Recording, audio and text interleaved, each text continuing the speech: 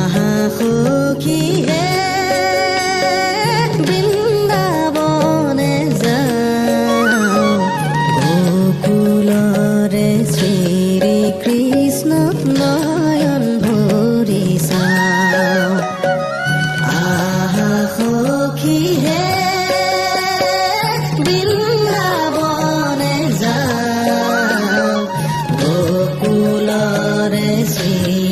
কৃষ্ণ নয়ন ভৰি চাওঁ হৰি হে শৰৎ কালৰ ৰাত্ৰি অতি বিতুপন